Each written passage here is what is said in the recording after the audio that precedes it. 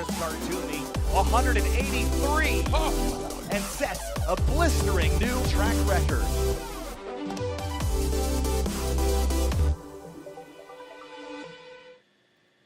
Saturday morning brings the sounds of race cars around Lime Rock Park here in Lakeville, Connecticut for the second day of GRIDLIFE Circuit Legends Festival. Hi, everybody, and it is an absolutely perfect day out there. It's getting a little warmer. It'll be toasty by the end, but it's an absolutely picture-perfect day here in Connecticut. Kyle Heyer joined by Michael Hidalgo. Is that correct? That's correct. And Michael, welcome aboard for this morning's track battle sessions, Time Attack at Lime Rock Park. This is going to be so exciting. This is going to be a good time. This is a good way to start the morning, wake everybody up. If you're still sleeping in your tents, wake up. You're not going to be asleep for too much longer, I promise you that. First up on track for track battle will be Time Attack Group A, the fastest cars here of the weekend. We've got cars like James Houghton in his Mitsubishi Evo, Jackie Ding in his Toyota Supra, and more.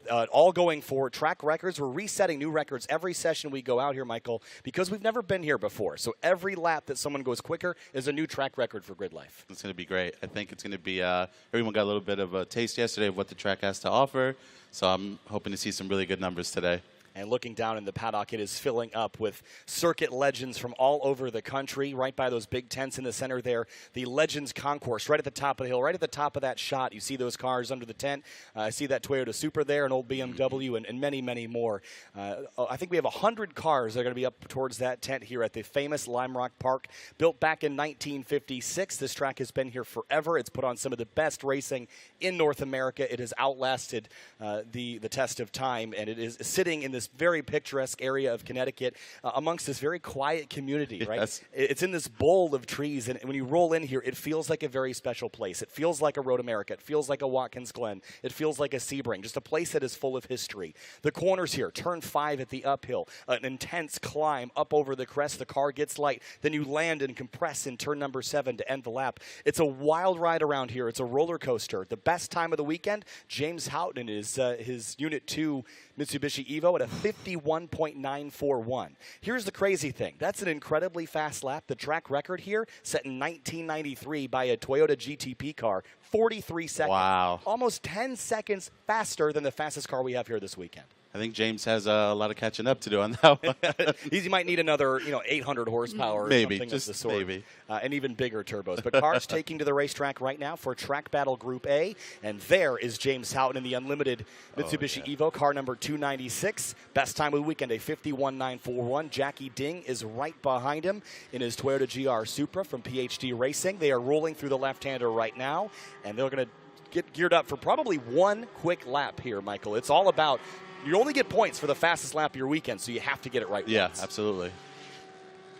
So, flagman waiting to give him the green. There's Jackie Ding with the PhD Supra getting warmed up here. His best time of the weekend, a 54.722. He's aiming for GT4 lap times. There's a Toyota GR Supra GT4, and that's always been Jackie's goal, to hit the same times as that car that has slicks and is much lighter than this streetable Toyota GR Supra. So Jackie will take to the racetrack here shortly. Chris Boersma and his Honda Civic is just behind. I see, looks like we've got the number 70 of Eric Dewey DeWitt in the street modified class heading up the hill.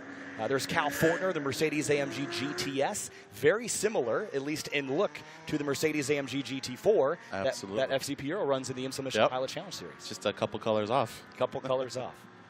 And actually, Cal got a chance to talk to Nate Vincent the other day, who is one of the drivers of that car. And that's got to be such a fun thing for a driver to chat with, a driver that runs that car in competition in the real world. Yeah, absolutely. It's one thing to just run a race car during races, but it's another thing to have a car like that you can take to GRIDLIFE. You can take to the grocery store if you need to, and just do everything with it and be able to drive it and get some experience and tips from a real driver. Here's James Houghton on the uphill now. It looks like he's just kind of warming up here. I'm not sure that car is fully up to full song yet, but heading up over the uphill. There's Jackie Ding. He's on it right now, up over the crest. Airborne on a big slide. Oh, yeah, man.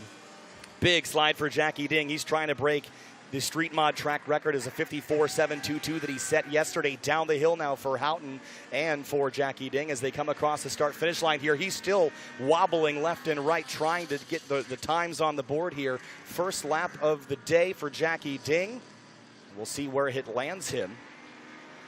As I get timing and scoring pulled up on my end. James Houghton at 54.4, 54.6 Wow. quicker for Jackie Ding. He goes quicker than yesterday. Go.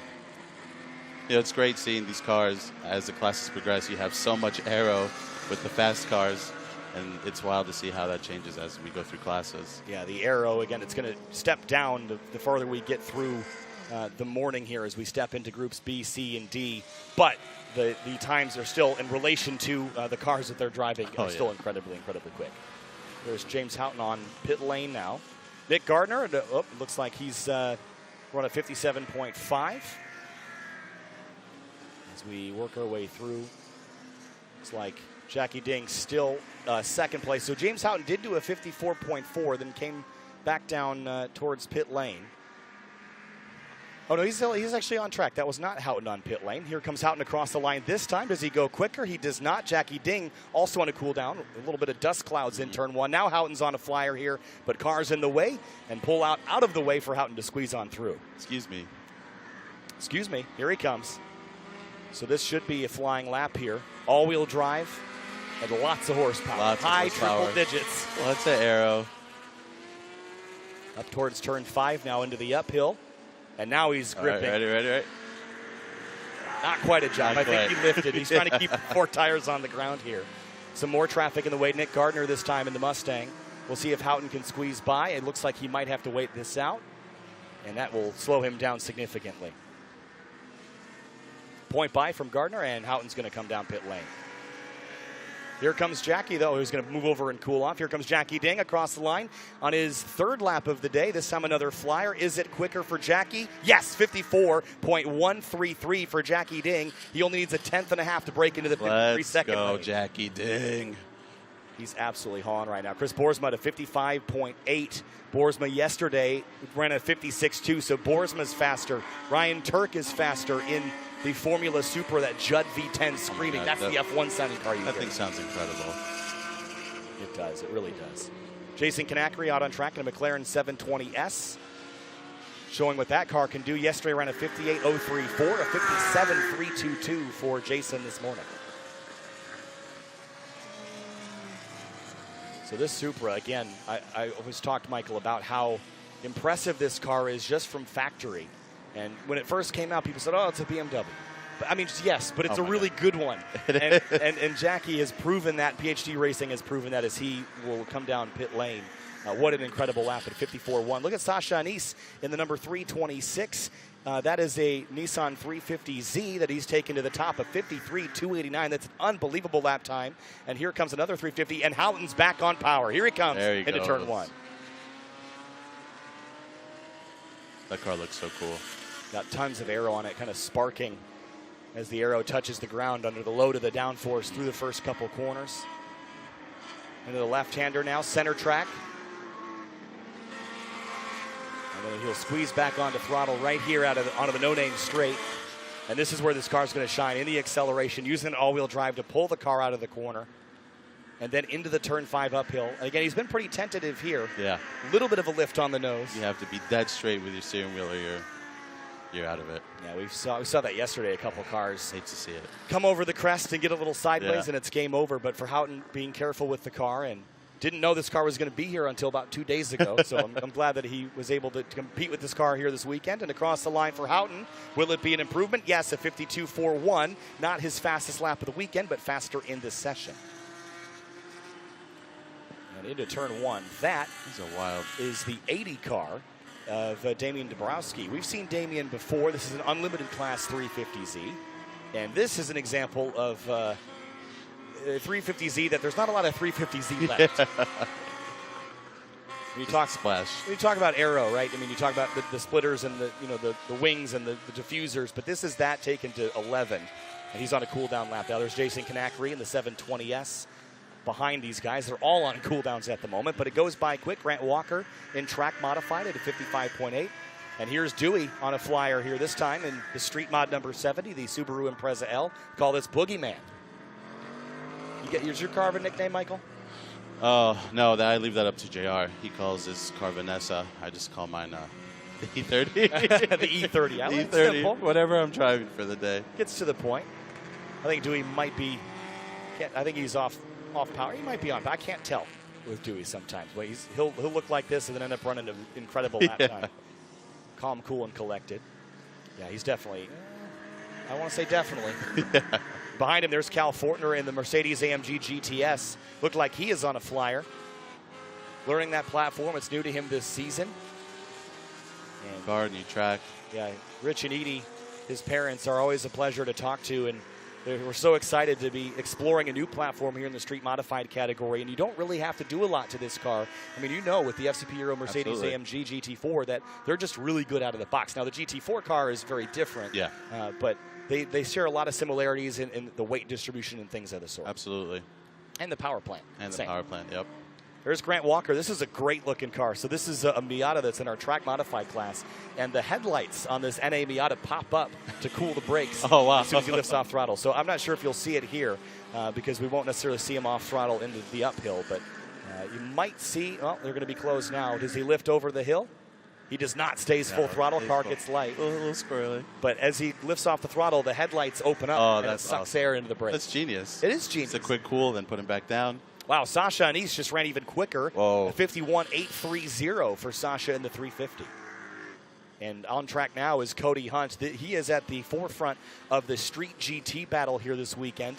Street GT Cody Hunt ran a 57.716 the other day, so he went a little bit quicker yesterday. But right behind him is Steve Luca at a 58.5. So it's a Mustang versus a Corvette for the Street GT championship here this weekend as James Houghton is back on a flyer. Coming towards the downhill shortly. There is, I think that's Sasha in the 326 coming across the start-finish line. We're going to see this later in the Legends Shootout. This car, as he comes across the line on a cool down. This is going to, he's going to shoot for the runoff and slow it on down. A little bit of a braking issue there. But this car is a EV swapped 350Z. It has an NA engine in it that makes a whole boatload of power, but it has a Formula E derived battery and energy system and a Formula One level hybrid recharging system. So it deploys energy like an LMP1 car that you might see at Le Mans. Right. And it makes a lot of power, but obviously we saw him into turn one overcook it a little bit, just went straight. As Kanakri in the 720S looks like he's going to head back out onto the racetrack. He's going to wait for a gap here. Kanakri's best time in the street modified category of 57.322, and he launches out of the pits. And we continue with Time Attack Group A here, 10 minutes into this session. Sasha Anise at a 51.83. That is the fastest lap time that we have seen here this weekend in that EV swap 350Z. There's Nick Gardner heading down pit lane. He's an unlimited class competitor.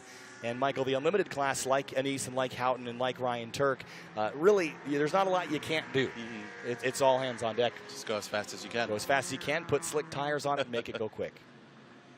There's Houghton again, trying to go quicker. He has done a 52.4, which is not quite quicker than his best time yesterday. This is probably ideal conditions. It's cooler here this morning, Michael, so cool conditions make for grippy conditions for these cars.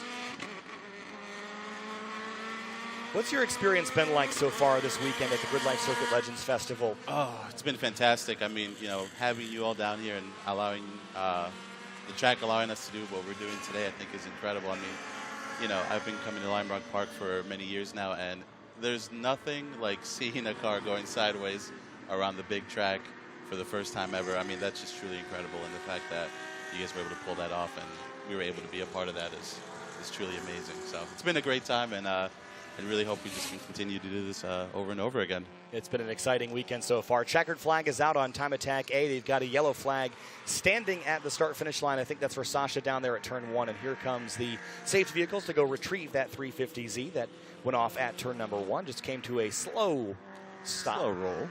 But again, look, he might have just overcooked it. That car's got so much power. If you miss the braking zone by, a tenth of a second, you're going to go another 30 feet down the track. And that matters a lot here. But absolutely. James Houghton. Oh, Houghton just went to the top of the board. 51.74, fastest time of the weekend for James Houghton.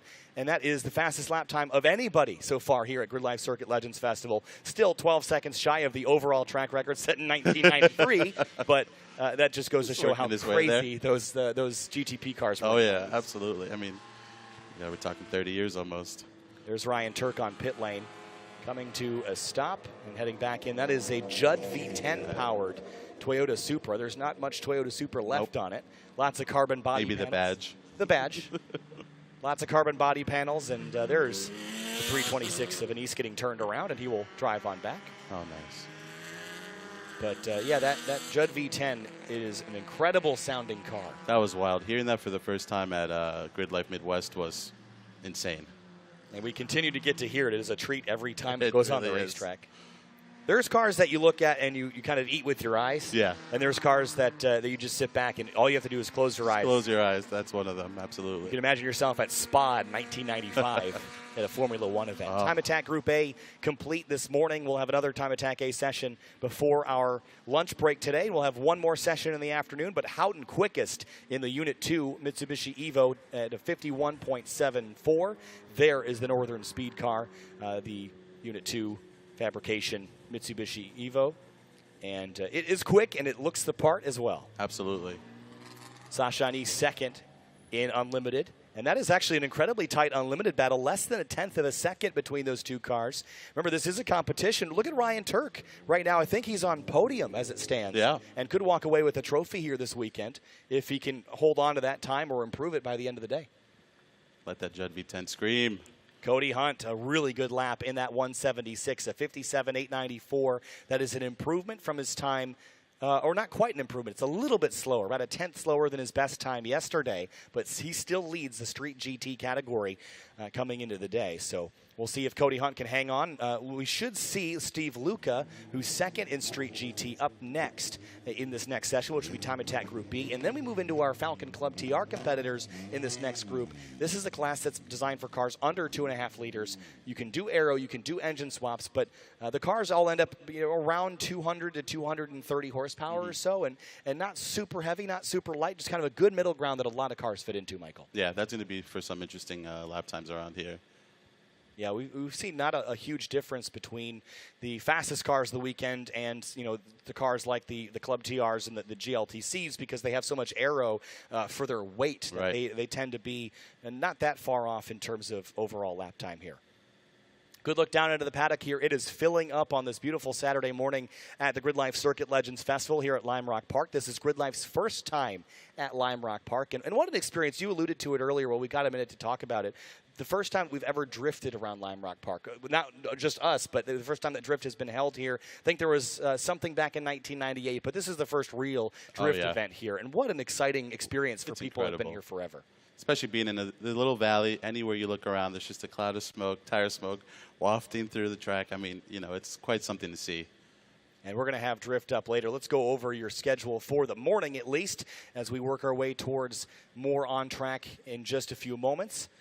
But up next is going to be Time Attack Group B in just a couple of moments, then followed by Track Battle C and D. We'll have a very short break before our second GridLife Touring Cup race of the weekend. That is scheduled for about an hour and 10 minutes from now at 10:50. That'll be our second sprint race of the weekend out of 4. Then we'll be back to track battle action. Your first drift session of the day will happen at about 12:40 p.m. this afternoon, followed by GLTC Race 3. The Circuit Legends Shootout at 2 o'clock. That's going to be some of our Circuit Legends that have joined us here this weekend. We'll talk about them and go through the list. And I can tell you there are some incredible cars that will be joining us on the racetrack at 2 o'clock to run in a shootout-style session. Each car will get a couple laps by themselves to go out and show us what they've got. We've got cars like David Pratt from the Speed Academy. He's got a 2000 Acura Integra Type R, Wow. a very clean example, which the ITR is just one of those cars that, if you were a kid growing up in the 90s, it was one of those Hondas you always wanted. Yeah, that was the car you wanted. We've also got Erica Till in his 1992 Honda Civic JTCC-inspired GridLife Touring Cup build. Damien Dabrowski in his 350Z. That was the car we just saw on track a couple moments ago. Matt Williams in a 2008 Honda Fit. You're going to go, well, that doesn't sound like much of a circuit legend. I promise you it is. We will have a story about that car for you later. Eat your heart out, Danny Kruger. Yes. Larry Chen will have his 1992 Nissan R32 GTR. I learned a lot about this car and the chassis in my research for this event.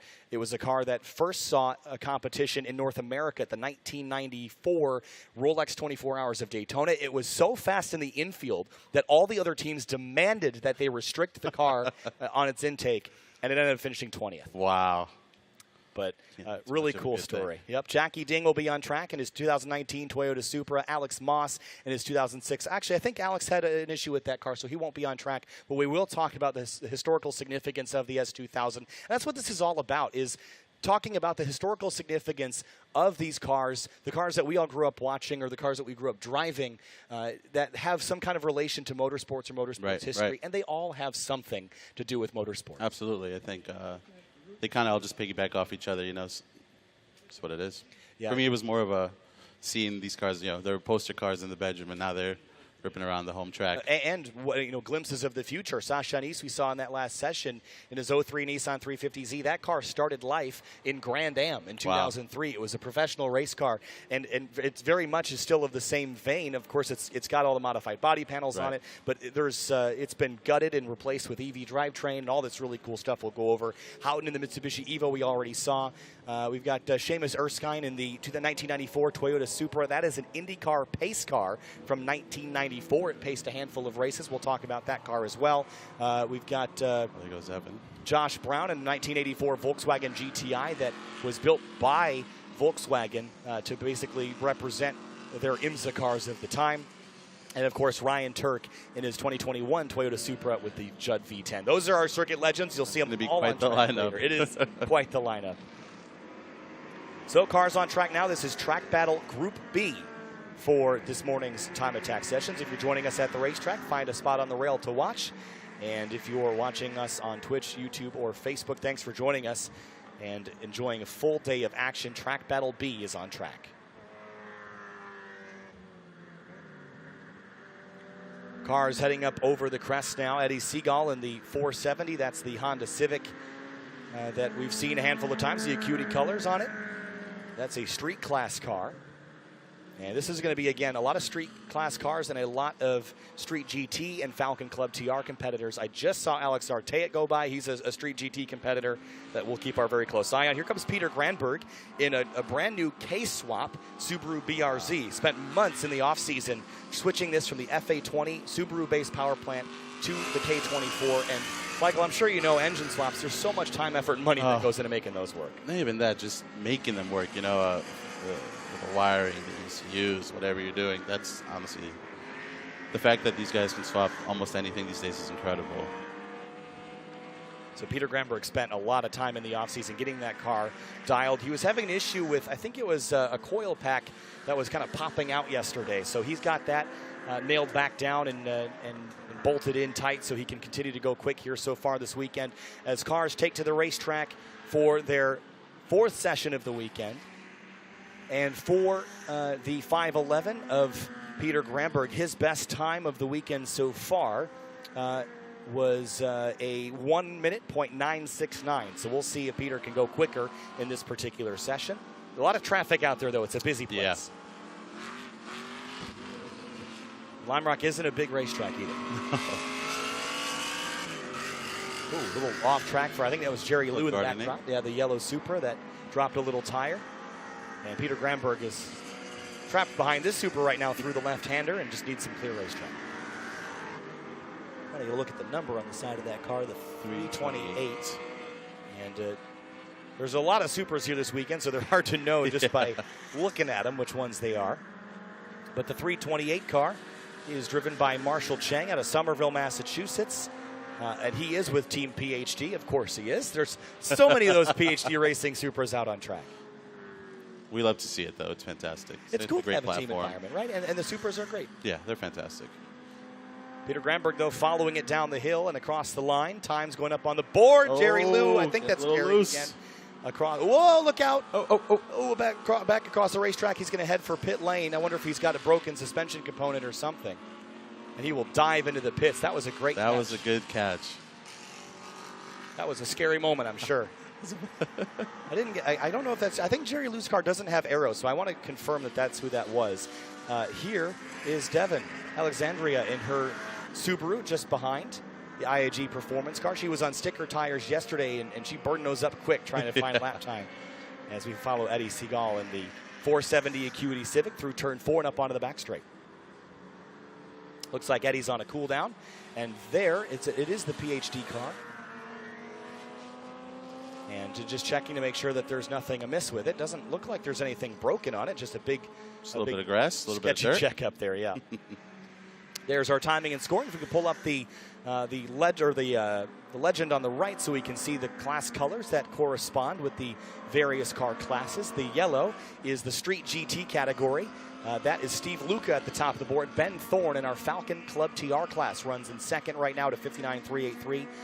Parlett is an unlimited class competitor in the red. The teal is street modified. The blue is street class. And then I think we've got a track mod competitor, yes, Mahiadio in the 275 track modified car. That's orange. And I think that's all the different classification representations we have in this particular session so far. But when you see the pink in Time Attack C and D, that's our Sunday Cup competitors. I think the best class. Some Honda Fits out there just having the best time. They're just ripping around, having a great time. All right, here comes Ben Thorne across the line. I don't think he improved that time through. 59.383 is the best time of his session. There's Mahiadio, jumps up to third on the board in the track modified Honda Civic at a 59.471. Best time for Ben Thorne this weekend yesterday was a 58.645. So Ben's got a little time, and there he is in the Valvoline colored that Honda car's so Civic. cool. It is cool. Oh my God, it's fantastic.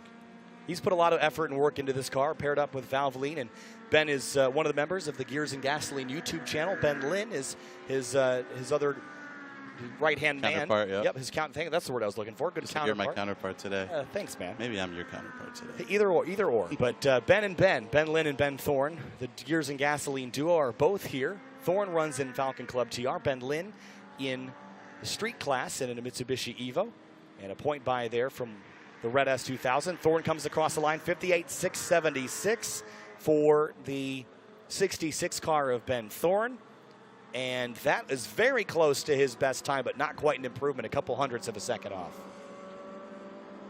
Here he is into turn 3 now, into the left-hander, tucks it in tight, lets the car drift out, and then tightens on the kind of decreasing radius left-hander, and then into turn 4. Don't touch that curb. It'll send a car like this bouncing pretty wildly. Yeah. Then onto the no-name straight, and then the uphill, which is, I think, the most visually stunning corner. Yeah. Turns in. See what he does. Up over the hill. A little light. You see the shadow kind of separate from the car as he comes up over the crest. Steve Luca at a 57.932. That is a very good lap time. Fast for Steve Luca. And will that put him at the pointy end? Oh, it's really close. Only 0.2 between him and Cody Hunt now in the Street GT category. That's an incredible battle we've been following. Big lockup by the Mini into turn 1. Oop, Eddie Siegel's off at 1.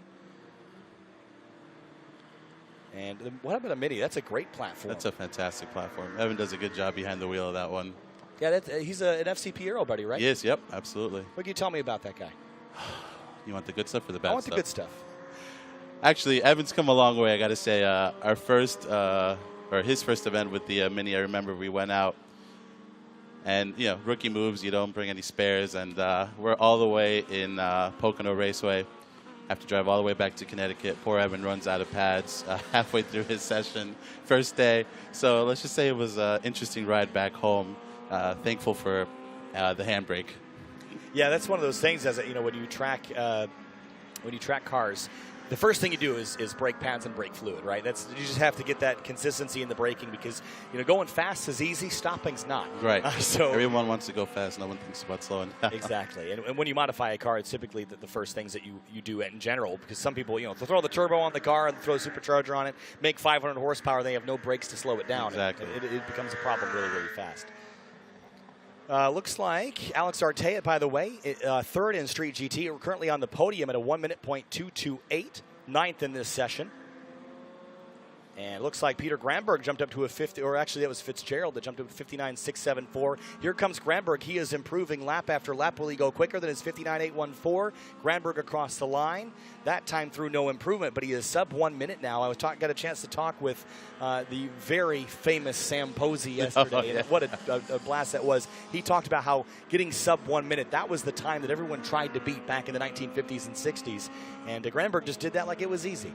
There's no problem. Just another Friday afternoon. And working his way down the no-name straight. Steve Lucas still top of the board here in Time Attack Group B. Fitzgerald in the 488 car. He's a relatively new competitor to us. He is local to the Northeast and driving the number 488. And that car is he's out of Carver, Massachusetts, driving a 2001 Honda S2000. And the S2000 is one of those classic rear-wheel drive, front-engine sports cars that I think everybody should drive at some point. You should drive one at least once. I had the pleasure of driving one 12 hours straight back home. Was it modified? No, it was completely stock, 29,000 miles. And it was probably a very comfortable ride. Yeah, it was. I'm sure there are S2000s here at the racetrack that would not be such a comfortable ride, sure. but might be a little bit quicker. One of the cars that was scheduled to be in our Legends Shootout was Alex Moss. That car had a little bit of an issue yesterday. It will not be on the racetrack today, but it really goes to show the S2000's capability. It's, I think, K20 swap now. It's got an I think it's an 8-speed dual clutch. It's a DCT from BMW. Yep. And that is a really fascinating build that was done in cooperation with ASM, the Andy Smedegard Motorsports crew up in Clover, Wisconsin. It really is a fascinating build.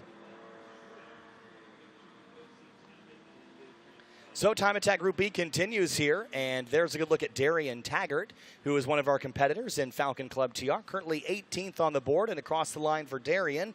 We'll see if he improves from his 103.481. That time through, no improvement for Darian, but another ASM prepped, or ASM decaled Honda S2000. There are lots of those. There's a lot of those out there today. And Darian continues to work his way around. A lot of open track for him to find pace around here. He's at turn 3 now, the left-hander they call it.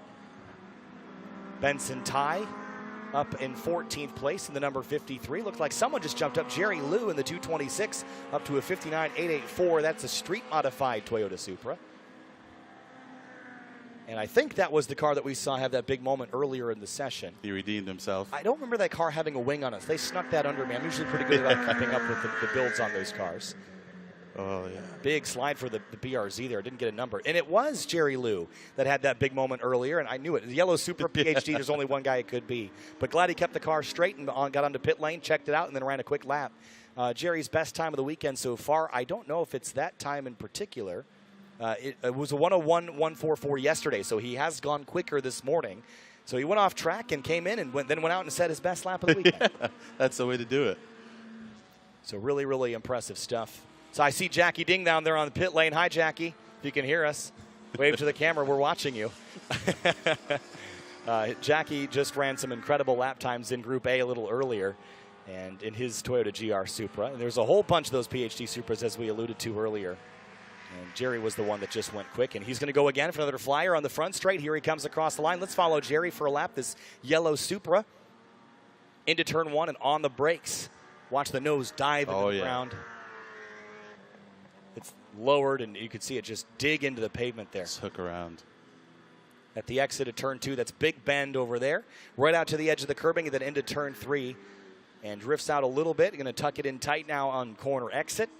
And set himself up for the right-hander on a no-name straight. Gets a little bit of curb there to try to get the front end to rotate, and now down the no-name straight, he will head towards the uphill, which is, again, the most visually stunning part of this entire track. Looks like Jerry has backed off now as Ben Thorne is quickly approaching in the Valvoline Honda Civic. Here comes Ben up the hill, and Ben will make the jump and head back towards the start-finish line. He's only a couple hundredths of a second off of his best time of the weekend in that number 66 Valvoline car.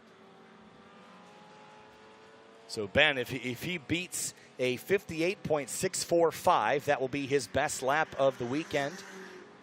And across the line, I think he's leading in the Falcon Club TR category as well. So here he comes across the line, 58.666, not quite an improvement, 200ths off of his best time. He has just kind of hit this wall right in the mid-58s.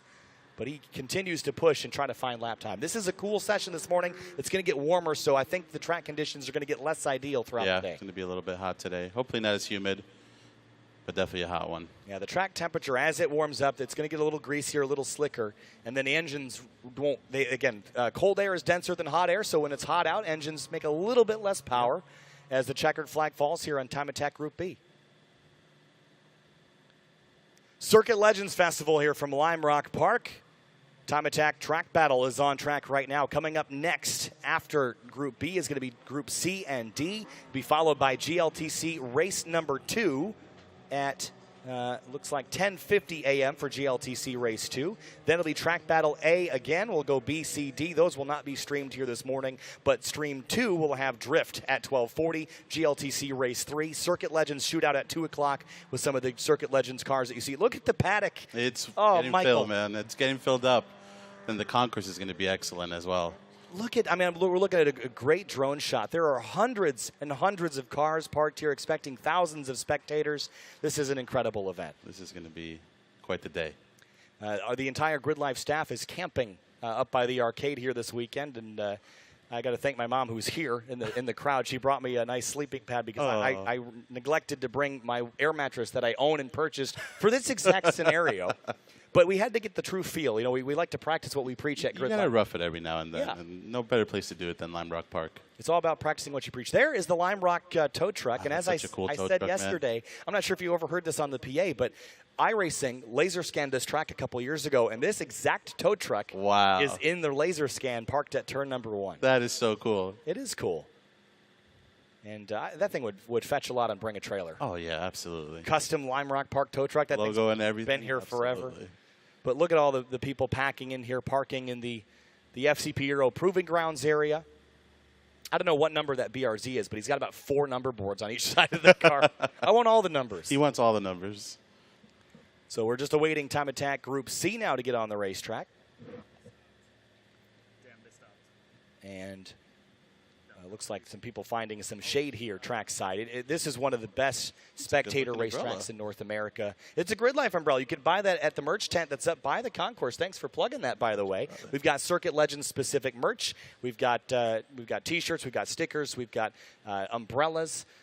All the things that you could want. I bought a hoodie last night. Hoodie. It was perfect. They got chilly. Keychains and things, all sorts of stuff. So Circuit Legends merch is available up by the tent if you're here at the racetrack. And if you're at home, you can wait for the store to open back up and buy everything online after the event.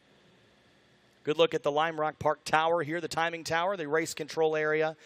And a big thanks. I want to extend an incredible, huge thank you to the track staff here at Lime Rock Park. This has been one of the best experiences I have ever had at a racetrack with the track staff here at Lime Rock Park. A special thanks to Ian, who's the tech IT guy around here. He has been an incredible help. I met Dickie and Charlie from Lime Rock Park yesterday.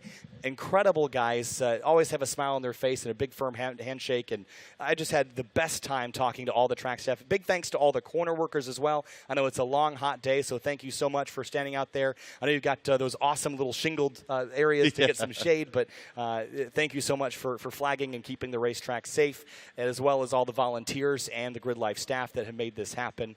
It is an effort that requires a lot of people. This event of this scale just can't happen. The food staff here, the bar staff, the arcade staff, it just requires really an army of people to make it go off. Oh yeah, and you guys have done an excellent job hosting all of us here and having us in Lime Rock Park, of course. Always incredible to be here. And it really is a special event here, bringing Drift to Lime Rock for the first time, bringing GRIDLIFE Touring Cup here for the first time, and bringing Track Battle here for the first time, setting track records now with Time Attack cars, bringing more Time Attack to the Northeast, because as far as I know, there's not a lot of places you can really compete. So thank you for doing that. Thanks for having us, and I can't wait for more. A couple more sessions of Track Battle coming up here shortly as we await Track Battle C and D. We'll get into our Falcon Club TR class, which we've been following all weekend long and all season long. And good points battles shaping up in both Club TR and in our Falcon Sunday Cup competition. Great look at the drones, and while I extend some more thank yous, how about a thank you to the stream team putting on the most incredible grassroots racing broadcasts in the country, dare I say the world. I know England's got a lot of really cool grassroots stuff too, so I'm going to give them a pass, but they do some incredible stuff with very short timelines and not a lot of time to set up and not a lot of time to tear down, but they absolutely crush it. All the camera guys stationed around the racetrack running fiber everywhere across the track, the drone pilot who is extremely dedicated and extremely skilled at getting the shots that you're seeing around the racetrack. Look at these beautiful pans, little inception there we've got going on. That's a good-looking tent site. It's like a shanty town. Yeah, we're down in the tan tent on the bottom right there, as it looks like cars are rolling here. A little warm-up of the tires on the Mustang. And getting set up. That is a Mustang that's a generation you don't see on track in Time Attack a lot. And I think it just has to do with the inherent design of the suspensions of these cars, the solid rear axle suspension, not exactly the best for time attack in particular. Now, drag racing, absolutely. And if you're doing a full motorsports conversion, you're going to wheel-to-wheel the car. We have seen classes in the past like the FR500 Mustang series back in the late 2000s. You can race them, you can time attack them. It's just not a common car. This car is absolutely phenomenal. Cool. Do you know anything about this car? Tell me, please. Well, I just know, I can tell you only the year, make, and model because that's all I have on my list. But it's car number 365. It's so beautiful. That is William Washburn out of Walpole, Massachusetts. It is a 1976 BMW CSL. It is a really cool-looking car. I'm going to have to check it out. Up close, this car was only was built when this track was 20 years old. Yep. And it just has that classic kind of Alpina forest green that you'd see on BMWs of this era, and it looks like a rally car. It does. And it just looks right at home. A little Batmobile-ish, too. I can't wait for our staff photographers, whether it's Chris Sullivan or Matt Marcoux or Rob Wilkinson here on the GRIDLIFE photography staff, to get photos of this thing cresting the hill at Turn 5. What a legendary photo. Absolutely. I can't imagine. Even the photographers were telling me last night that they had the best time shooting the shots around this racetrack because you get right up against the K-rail, and some of the photos they've been getting this weekend have been absolutely phenomenal. If you're not following GRIDLIFE on Instagram or Facebook, you should, because that's where all those photos and the videos that Creature is putting together for us, that's where all of those end up. And it looks like the BMW is going to head back to pit lane as we kick off Time Attack Group C. There out front is, I think is that the 543? Yes, it is. Vincent Nardone in the 543 car. And again, we talked about that Mustang, how that independent rear suspension can sometimes be a hindrance.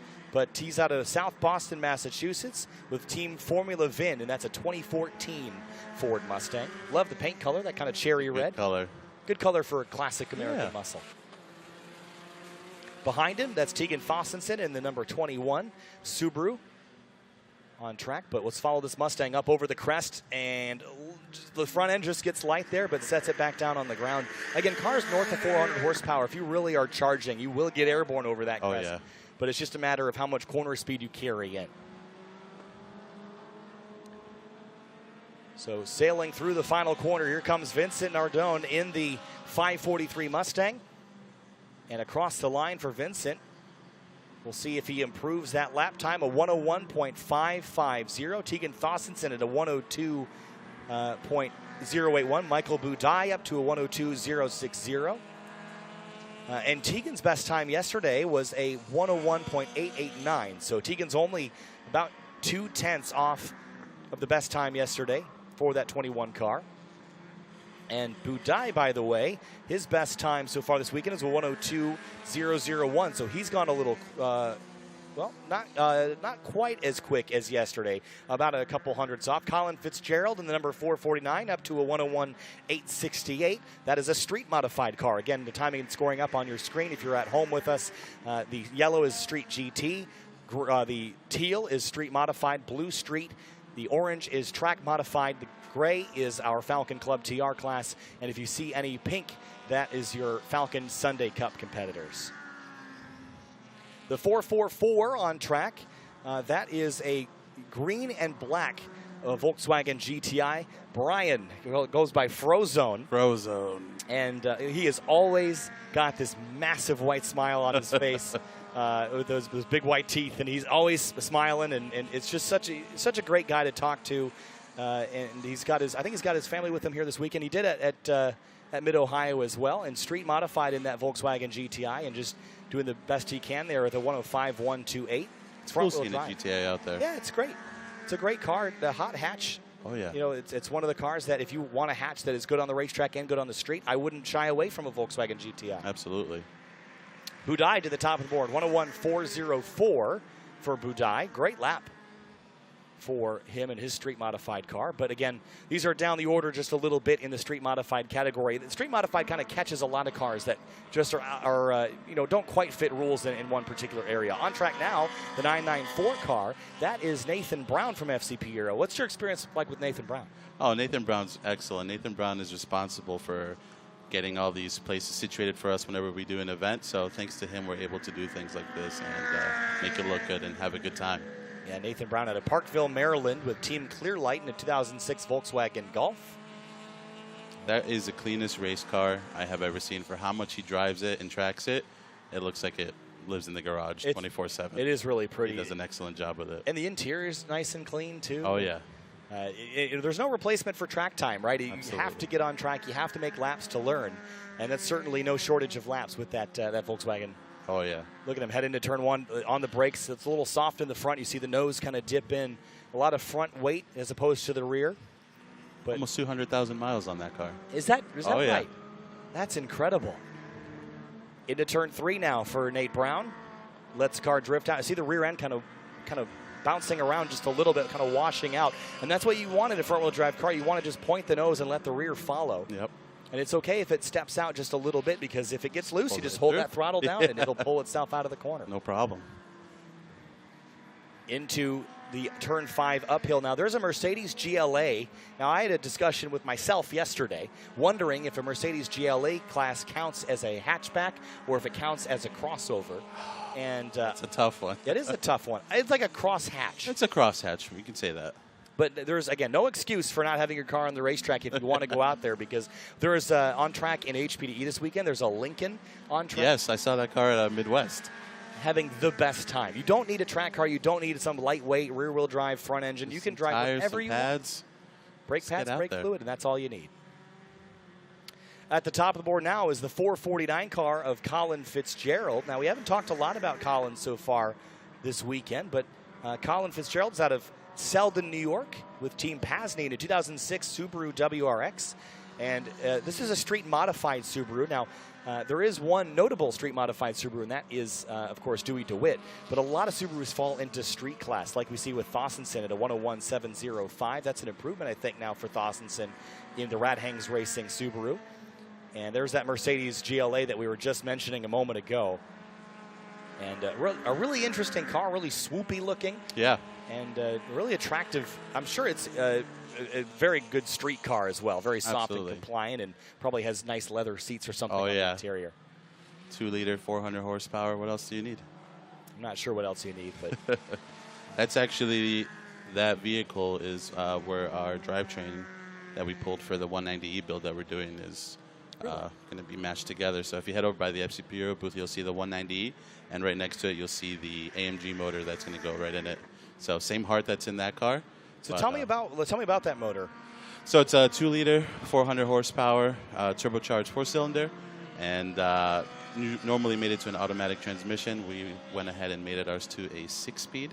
So it's going to be quite interesting having modern AMG tech with a, I'd say not too old, but I'd say more rudimentary manual transmission, and 1989 Mercedes-Benz 190. It's going to be quite the combo. Awesome. I can't wait for that. Here's that Miata. The ND Miata is Nick Babin, who I actually met through our GridLife iRacers esports competitions online. And Nick was at New Jersey Motorsports Park a couple of months ago for our previous event here in the Northeast.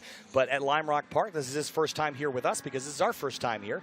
But Nick just got bumped out of 10th overall in this session, but a 103.049. His best time yesterday was a 102.222. And this is a car that's a really interesting vehicle for Falcon Club TR.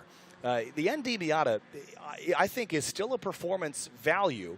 They're not super inexpensive, but as far as track cars go, Absolutely. $30,000 for a brand new one on the used market, maybe a little less. But there were some issues with the early ones. They've got them dead reliable now, though. Absolutely. And they're pretty good-looking cars. Great-looking cars, 2,200 pounds, and the horsepower doesn't matter all that much because the car doesn't weigh anything. Right. So I think we're going to see more and more of these cars. The Miata, they always say the answer is always Miata, whether it's the first-generation car from 1990 or whether it's the second generation in the late 90s, early 2000s, the third generation, the NC MX-5, which is kind of the ugly duckling of the bunch, I think. Then there's this ND generation, as they call it, and it got more aggressive, more angry, and it actually lost weight from the previous generation car. They put it on a diet, and they made it better looking. Yeah, what's not to love about that? The biggest thing with these cars is they come stock so soft. They roll around a lot. And on a back road with the top down, that's amazing fun. On the racetrack, that can be a little bit of a hindrance. You don't want suspension to not do anything. Right. You don't want to make it rock solid and have the car pogo around everywhere. But you don't also want it rolling over itself. Right. So Nick and a lot of other drivers that compete with these things on the track and at autocross in particular, they set these things up so that they have a little bit of suspension travel, but not too much, as Nick kind of overshoots turn 1 there. But Babin did not go faster on that lap. A couple cars squeezing on through. That's such a cool car. The Civic? Yeah. I think so as well. As he's going to let on by Jeremy Bailey in that Scion FRS. Now, Bailey's been with us for a little while. I think Jeremy is now in the Falcon Club TR category. And Jeremy's best time so far this weekend is a 103.855. So he's gone 7/10 quicker in this session alone. And again, I own one of these cars. Oh, really? So I'm a little partial to the chassis. But we talked about the Miata being a really good starting point for a track car. I think as the FRS 86 BRZs continue to get less expensive in their first generation, as the more of the second gens get released and more people buy them, these are going to become performance values, I think. Now, the FA20 engine that came in them originally, the first couple years were a little bit shaky in terms of reliability. I know that well. But the later cars, the 2017s to 2020s, they are rock solid on the racetrack. There's a couple things you have to do to make them reliable in terms of oiling, in terms of keeping the coil packs cool. That was a problem that was a lot more significant on the previous model year cars. But Jeremy's car is pretty quick around here, just over a minute lap times. And I love how these cars drive, the handling, the balance of these cars, the classic front engine, rear wheel drive combination. It's actually what FRS stands for, is front engine, rear wheel drive sports car. I didn't know that. And BRZ stands for something too, but it's not like they just made it stand for something. Right. But this is a collaboration between Toyota and Subaru. Toyota came up with the idea right around the time that the Lexus LFA was being developed. They were trying to get back into sports cars and supercars, and they were developing the LFA and were developing a simple rear-wheel drive sports car that was back to basics. And they wanted this car to have a very low center of gravity. So they looked to Subaru and said, hey, do you have a motor? Your Boxer flat fours are perfect for this car. And Subaru didn't want anything to do with it. So Toyota went back to the drawing board in the mid-2000s and redesigned some things and brought the concept back to Subaru in about 2007, 2008. And Subaru said, all right, let's make this concept. And Toyota released this FT86 concept car. I think it was at the New York Auto Show. And the car that it eventually released is a Scion FRS here in North America, the Subaru BRZ. That car shares a lot of similarities with the FT86 concept. The other thing, if you put this and an LFA side by side, they are wildly different cars. But look at the shapes of the headlights and the grille, because they are very similar, because they were designed at the same time by the same people, essentially, in terms of the design of the body. Now, Toyota had a lot of influence on the body. The transmission is sourced by Aisin, which is Toyota owns part of. It's a 6-speed gearbox. It is a very well-shifting gearbox. And the automatic transmission is actually sourced out of the IS250. So the automatic is actually a pretty good automatic in terms of an inexpensive sports car. So the later, as the FA20 engine was developed by Subaru, it is a Subaru Boxer 4. It has Toyota's direct injection system. So it's kind of a hybrid of the two. It's a really cool car. It is a cool car.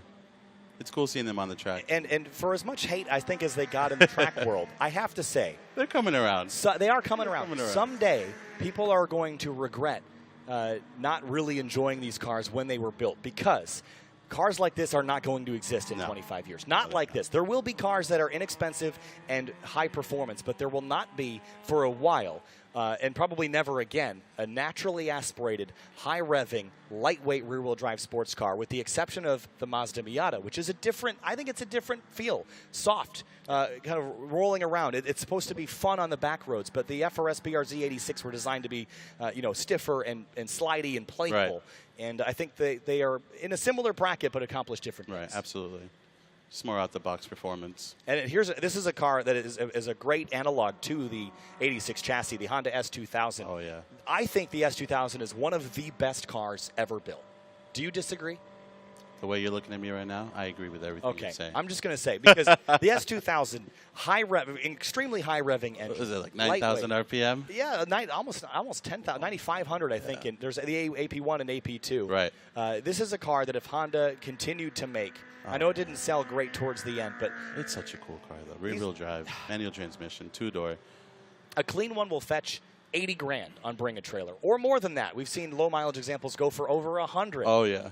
People want these cars, and it's funny because the ASM Paddock down the street here in the Paddock, they've got 8 or 9 of them, like all cut up and kind of roided out for GLTC, and in stock form, those would be worth. Not that they're not worth a ton of money now, but the S2000 is a proven track-capable car, and is probably one of the best cars ever built. We're going to talk about that in our Legends Shootout session later. Time Attack Group C is complete, though, and I think at this time we're going to take a break, and we'll come back in a little bit for GRIDLIFE Touring Cup Race 2 at about 10:50, so we'll see you there. All right, brother. Then.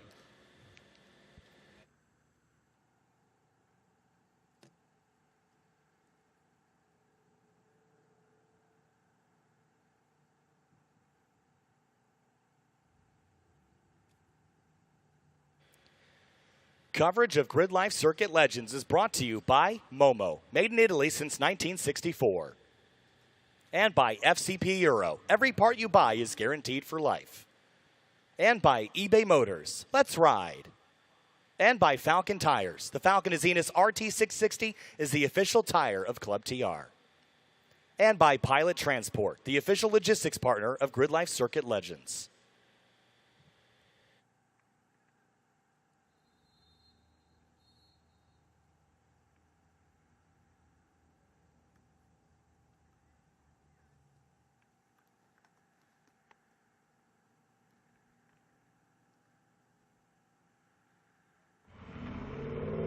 At 303, we're always chasing perfection.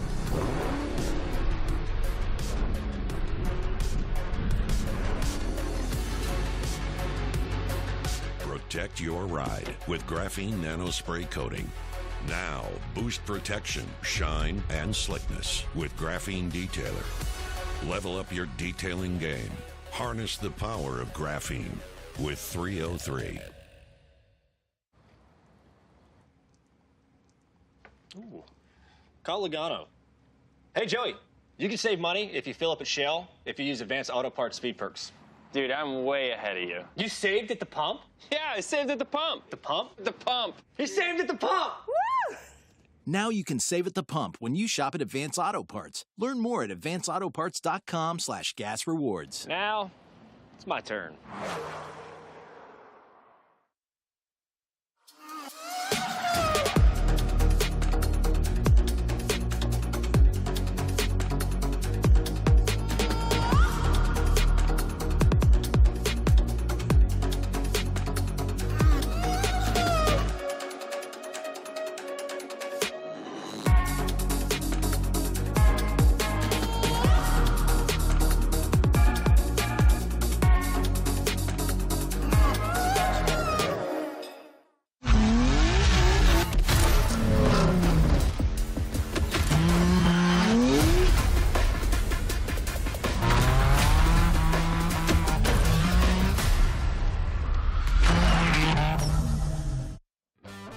The more power you have,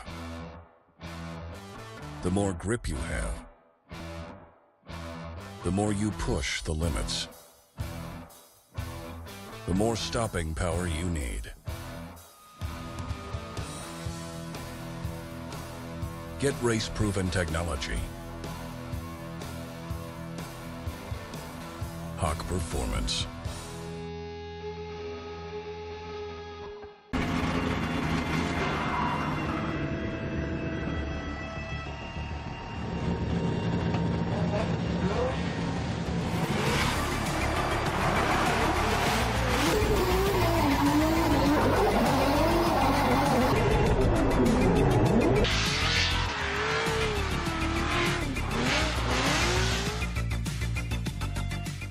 Hey, we still on this weekend for a little? You know it. I'm in desperate need of some. What about you, Jim? No, my sister's getting Yeah, dun, da, da. The wedding. She's getting married, so. When adventure calls, make sure you're ready to answer. Stable 360 ethanol treatment is specifically formulated for year-round use, so your engines will be ready when you are. Ready, willing, stable. We've been powering the American road since before it was paved. Our first breakthrough in motor oil was introducing it. And we've been reinventing it ever since. From the world's first high-mileage oil to the world's first synthetic blend. There are those who change with the times, and those who drive them. Valvoline, the original motor oil.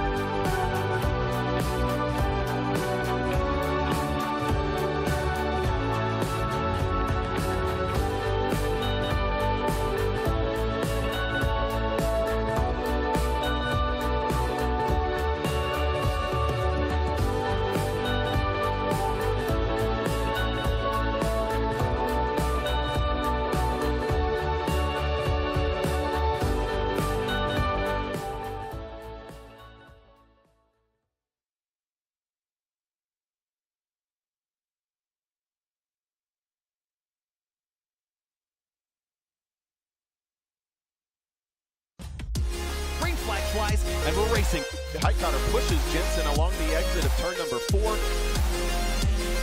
This win, it's big fly. It's time to go racing at GRIDLIFE Midwest. Hill side by side. O'Gorman around the outside now for the top spot. Tom O'Gorman goes to the lead. 3 wide for the lead. This is great racing, folks. This is what this series is all about. Saturday morning racing from Lime Rock Park at GRIDLIFE Circuit Legends. GRIDLIFE Touring Cup race number 2 is up next. You're watching GRIDLIFE Live. I'm Kyle Heyer, joined by Nate Vincent, who has a lot of professional racing experience around not only Lime Rock Park, but other tracks across the country. Nate, welcome aboard. GLTC, my favorite thing to watch. Thank you for having me, guys. I'm really excited to watch this race. You know, this is race number 2 of the weekend. It's really when things start to get exciting out there. You know, everyone's sort of set in their zone, and they know what the car is going to do, and you're going to see some good battles right off the bat. We had some great battles up at the front yesterday, but it was Tom O'Gorman who absolutely just drove away with it. It led by about 7.5 seconds. He dominated the field. That's been something we've seen a lot this season from Tom. He's got the car dialed. The driver's certainly dialed. But Lime Rock Park, it's a short racetrack, 1.5 miles, 7 turns. It seems to amplify the advantage Tom has with his experience. Yeah, I mean, I talked to him a little bit, and I think, you know, he really pushed hard in the beginning to build a little bit of gap, but then he settled down a little bit, and I asked him why, and he said that he was having some struggles with the car, some vibrations from the front. So he's, fingers crossed, hoping he has that sorted, but I know he's starting this race on older tires than a lot of the rest of the guys, and that's going to cost him a little bit. So we'll see how the race unfolds. Yeah, yesterday in practice, I noticed that the front air dam that he had built was kind of vibrating and flapping in the wind, and I'm not sure if that was the exact issue he was facing in the race, but he was joking with me after the event yesterday that, well, he built it, so it's probably going to fall apart, as opposed to Andy, who works on those cars and makes sure it's all perfect. But I know Tom is going to work through it. It didn't seem to slow him down very much, so I don't think it'll be a huge factor here. But GRIDLIFE Circuit Legends, our first time here, Nate. The energy here is fantastic. We've got cars from the 70s, the 80s, the 90s, all the way till now. Race cars, street cars, the best examples of some of the most famous cars in racing and motorsports history. But we get to see some real circuit legends on the racetrack, including Eric Catil, who just built a JTCC-inspired 1992 Civic sedan. He was second yesterday. He's got 2 consecutive second-place finishes, one that he said he didn't really deserve. Yesterday, though, he deserved it. He ran up front, raced up front, and held off Robert Thorne. But with the Race 2 grid order determined by fastest lap from yesterday's race, Catil will start right behind Tom O'Gorman in 3rd. Yeah, so sometimes actually starting on the inside row here is an advantage. So, I think Catil's, advantage here is he's just going to try to stick to Tom going through turn 1 and just hopefully hold everyone out. But yeah, I was talking to Eric a little bit about his car. It's obviously a new car. He's really still kind of dialing things in. So I think he's happy with it. But, there's a lot of development to get a car to run up front in this series. Yeah, after the racing at Mid-Ohio, he was playing with bump stops and packers and really diving into the suspension to figure out why the car was bouncing all over the place. The other thing that I've noticed is his rear tires locking up a lot, Nate. Now, you've got a lot of experience in front-wheel drive cars with and without ABS. So tell me, what can Eric do, or how can he drive differently to try to keep those rear tires from locking? And does that really matter all that much in a front-wheel drive car? So here it matters a lot. Eric is one of the few cars out here that doesn't have ABS that's running up front. He's running a proper tilt and pedal setup in the car, but no ABS. And he's really going to have to focus on keeping his hands straight, keeping the wheel straight going into turn 1, making sure he's not bending the car over too much, because that's where you're going to start to see those inside wheels start to lock up. Where the S2000s have a little bit of an advantage of really good ABS, where they can really kind of bend the car and just let the machine do the work. If you're not familiar with GRIDLIFE Touring Cup, it is a power-to-weight single-class sprint racing series. Our races are 12 to 15 minutes. You have cars like a C6 and C5 Corvette that might be 3,400 pounds racing against Eric's 2,300-pound car with a lot less power. So you get these wildly different builds all competing together. There's a Porsche Cayman out there that's Rob Gagliardo that's out on track. But let's talk points for a second, because at the top 3 in the standings, 2 ASM cars and a Corvette that's not here, Jeremy Swenson. Matt Waldbaum, Robert Thorne, 4th and 5th, all ASM cars. Paul Curley, another Corvette who's not here. The next driver, Zach Lavoie. So there is the entire front runners of all the points are all ASM cars. So who can beat them here this weekend? Eric Catil seems like the only one close enough to really do anything with them. Yeah, I think I think he does have the front-wheel drive car could have an advantage here. These races are pretty short, and honestly, front-wheel drive cars do really well around Lime Rock.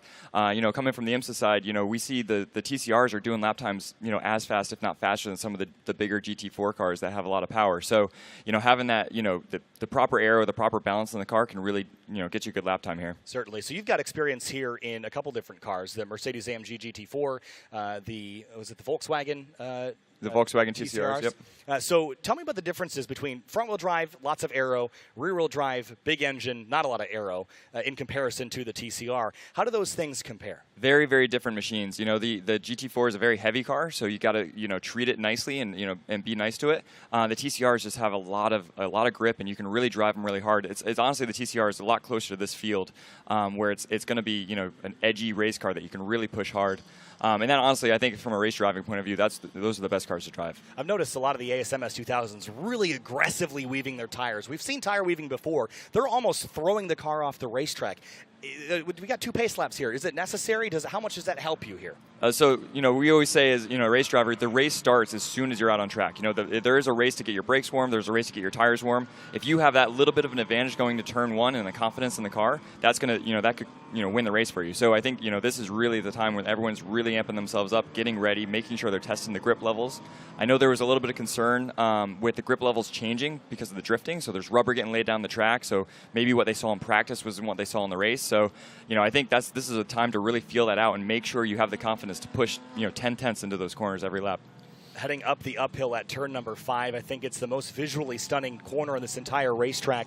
Now, some of the GLTC cars that have a little bit more power, they might be getting light over that. We didn't see anybody 4 tires off the ground, rally style, but it's still an area where front-wheel drive might have a little bit of an advantage over rear-wheel drive, at least in a drivability perspective. Certainly in a drivability, and I would say, big time from a raceability point of view. If you're going, mirror to mirror with someone up the uphill in a front-wheel drive car, you don't have to worry about, lifting off the throttle. You're just going to keep your right foot all the way down. In a rear-wheel drive car, you need to make sure you're not going to start to lose the tail end over that hill.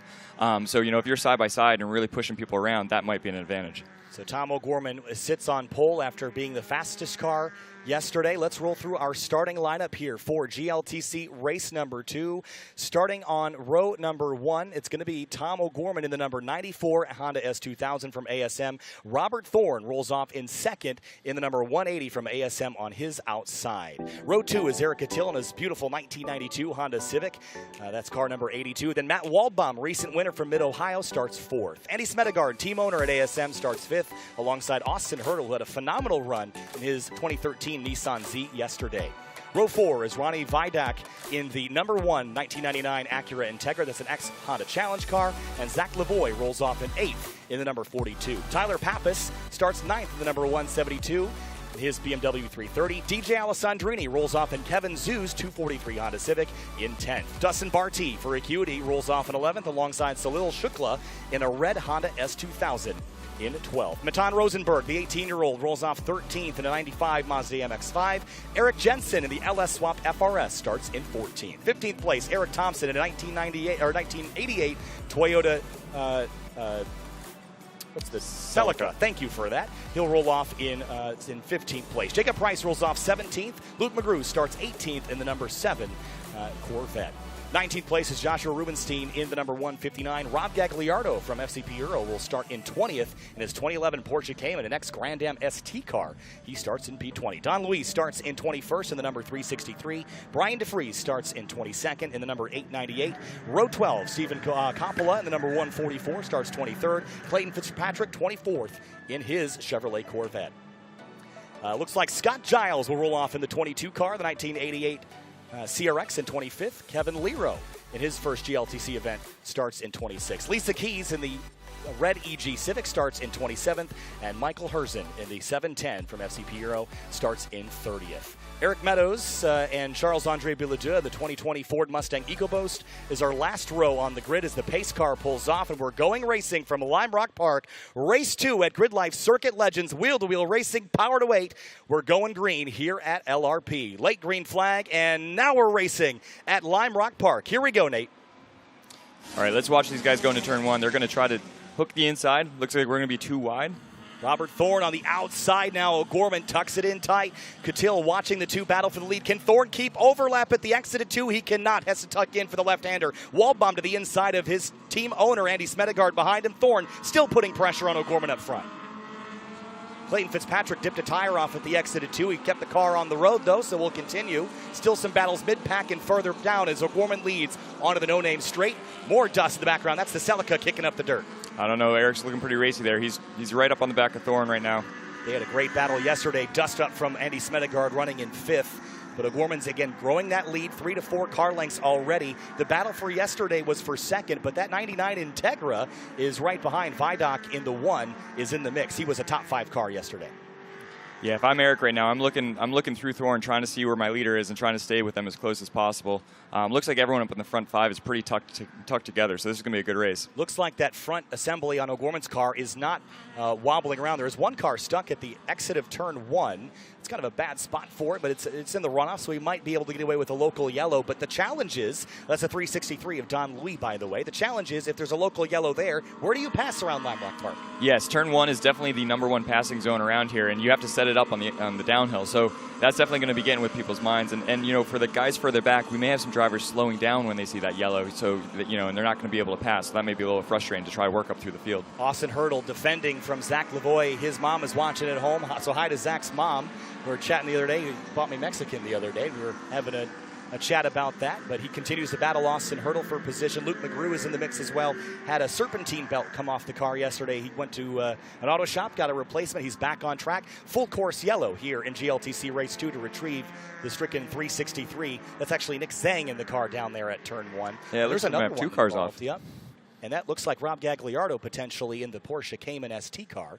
Now, these cars are far enough apart. They might be separate incidents entirely. Yeah, I mean, turn 1 is the turn here. You're going to drive off on your own, especially on the start. Yeah, so it's a 609. So that is Rob Gagliardo, and he's so far off. I wonder if he just tried to get there. But the 363, is he missing? Looks like he's missing a front bumper, so there might have been a little bit of contact, possibly a little bit of a push there. Hopefully not. We want to keep this as non-contact as possible, but you know, sometimes stuff happens. Wow, I wonder. When he got to the grass, did it rip it off or something? It looks like there might have been a little contact on the left front there. Headlights looks shattered there. So I would guess, you know, someone might have been side by side there, and we got squeezed. You know, had to move over, something of that nature, and just, you know, a little bit of miscommunication from driver to driver. Yeah, it happens here at Lime Rock Park. It's a tight racetrack, so caution is out. The field is behind the Porsche safety car. So how GLTC works is we run a 12 to 15-minute race. However, in instances of a full course yellow, we do have the opportunity to run longer than that. But with the tight schedule today, it is possible that we won't get extra time. So we'll keep an eye. The timer is going to count down to 0. Then we'll stop at 0, but we will just end the race when the white flag and checkered flag come out. We could go longer. We could go shorter. It's all up to the race directors and stewards right now to sort that all out. So if I was a driver here, knowing that, you know, you'd want to know that information from in the car, because you need to know when your last chance to make those moves is going to be, and how much time you can really push, because, you know, it's the sun's out. I'm guessing that track's probably 140 degrees right now, and the tires really, you got to conserve them around this place, especially the left front. It's, you know, being a right-hand circuit, that left front gets worked so hard in laps around here. Yeah, so it sounds like it was just locking up the brakes and into the bumper of the 363. So there was a little bit of contact there on the initial start, and we're under full course yellow here. The good news is that there should be relatively easy to retrieve the cars that are out there, so it shouldn't take too long, and all the safety staff here at Lime Rock Park is going to tow those cars into a safe area, and then hopefully we can resume this race and get back underway. This is an opportunity for Robert Thorne to kind of game this restart the best you can. You can't go until the green flag flies, but depending on your experience level, it's pretty easy to kind of figure out how to sneak in there. Yeah, especially as a race driver, when you get these yellows, you need to use them to your advantage. So, you know, I think the field right now is saying, hey, let's get these tires cooled down. Let's get some grip back. Let's make sure we're, you know, assessing the situation. And then, you know, it's going to be jumping, you know, not jumping the start, but being right on the start as quick as you can, so you can possibly use that as an advantage. So this will likely shorten this race up a little bit, but we'll continue to watch and see what the plans are here as we retrieve the cars that are stuck at the exit of turn number 1, Big Bend over there here at Lime Rock Park. Yesterday, we went flag to flag green, and we hope that we can do more of that later today. We have 2 more races, race 3 at 1:30 and race 4 towards the end of the day. And in race 4, we actually invert a random number of drivers up to the top third of the field, which is always exciting, Nate, because Tabo is going to get buried somewhere at some point today, and it'll be fun to watch him come back through the field. Yeah, that's going to be a challenge for him, because this is not an easy track to pass at.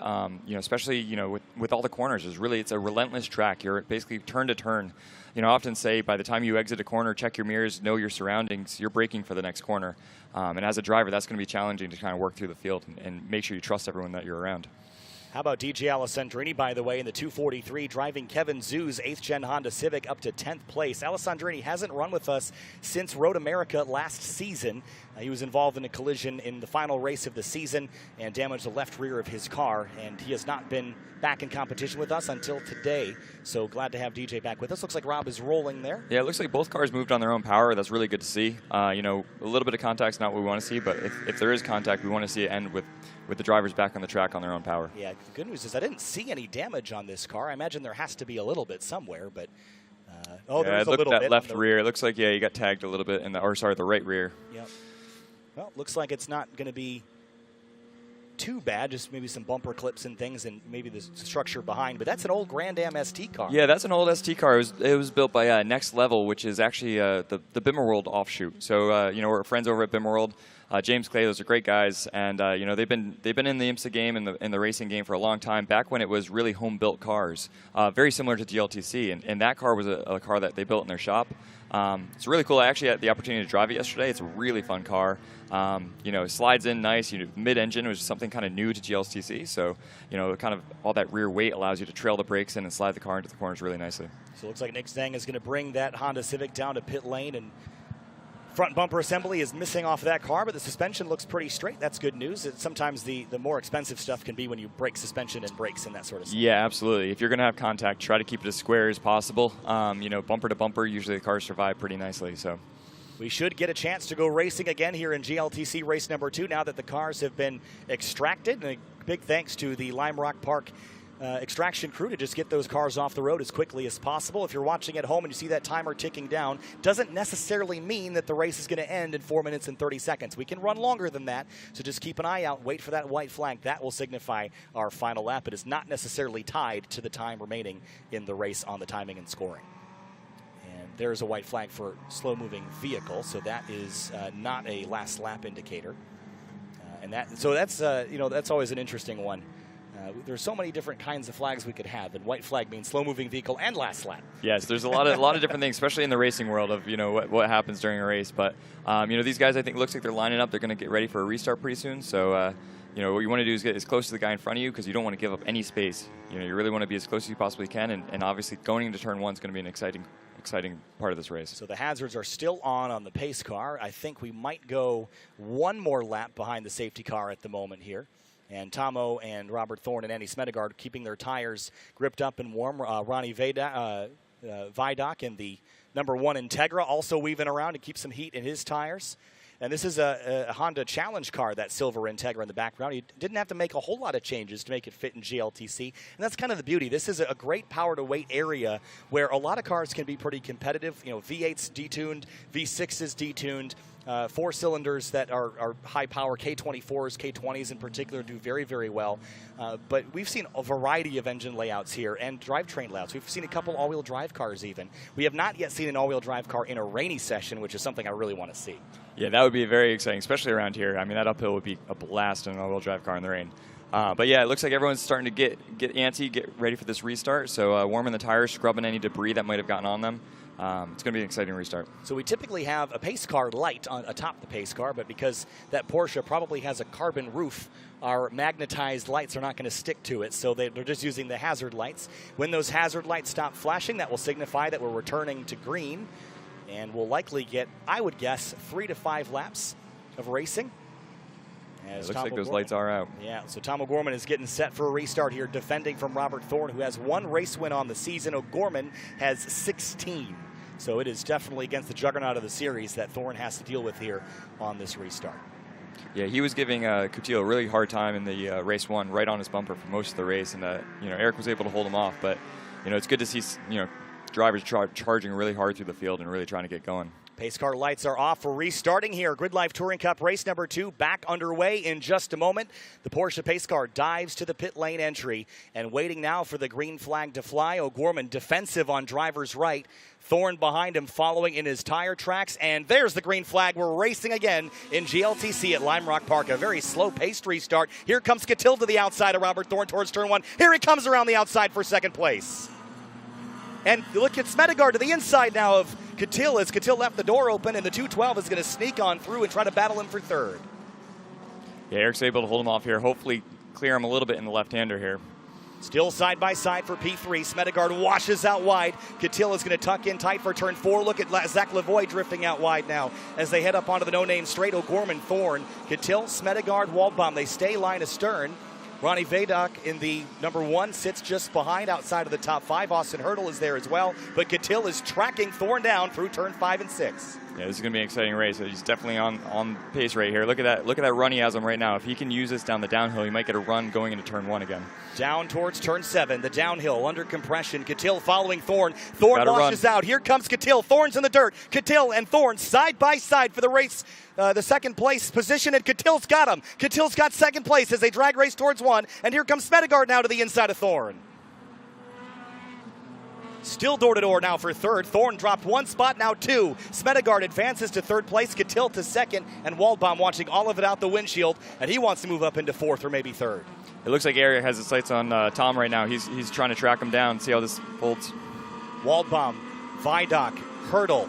Behind him, that is Tyler Pappas in the BMW, the 172, and Zach Lavoie in the 42 for ASM. He's in the top 10 and battling for position just in the background. DJ Alessandrini runs in 10th, trying to track that group down for the battle for 8th.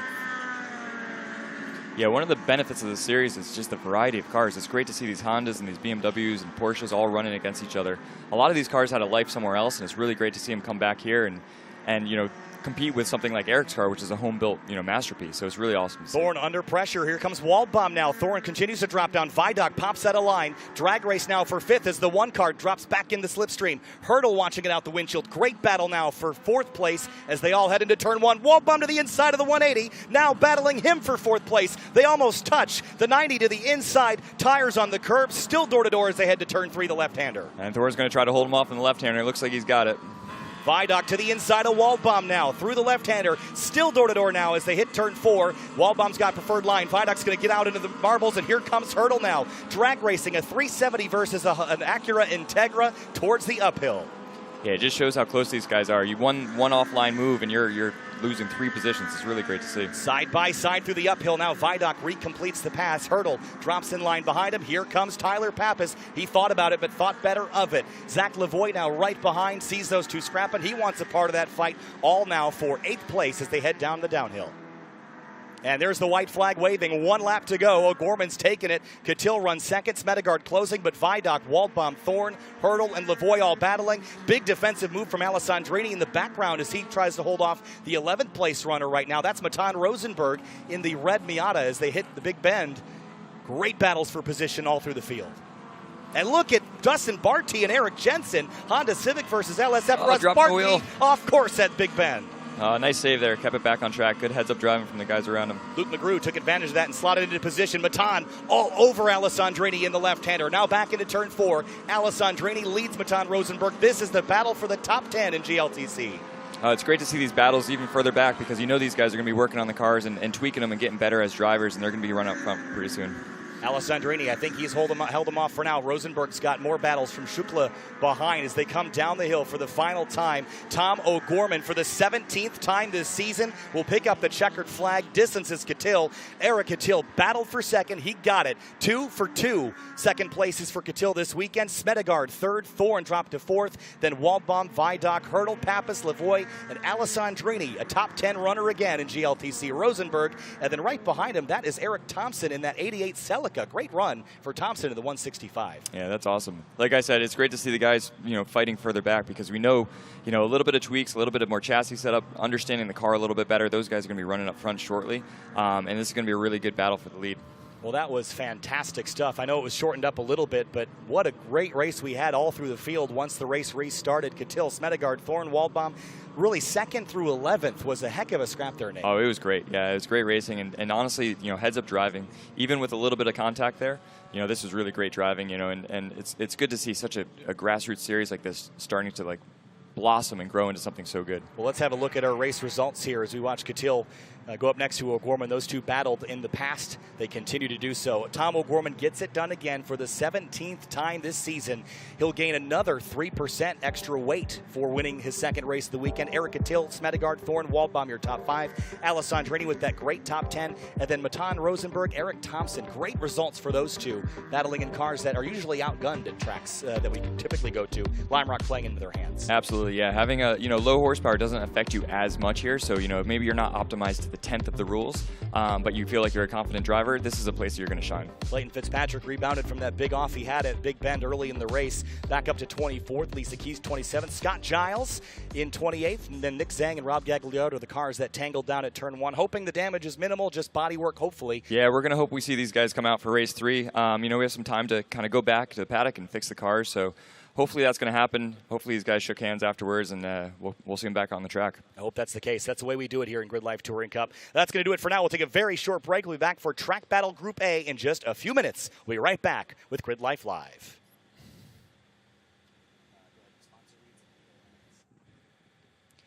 GRIDLIFE Live is brought to you by Momo, made in Italy since 1964.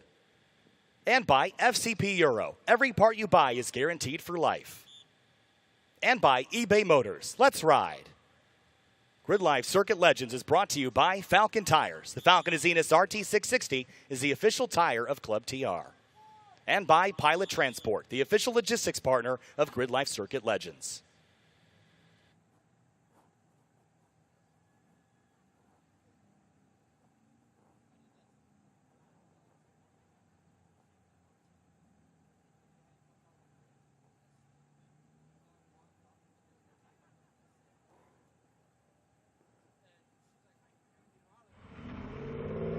At 303, we're always chasing perfection.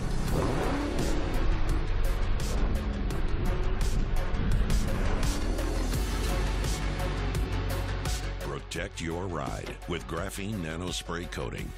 Now, boost protection, shine, and slickness with Graphene Detailer. Level up your detailing game. Harness the power of graphene with 303. Ooh. Call Logano. Hey, Joey, you can save money if you fill up at Shell if you use Advanced Auto Parts Speed Perks. Dude, I'm way ahead of you. You saved at the pump? Yeah, I saved at the pump. The pump? The pump. He saved at the pump! Woo! Now you can save at the pump when you shop at Advance Auto Parts. Learn more at advanceautoparts.com/gas rewards. Now, it's my turn.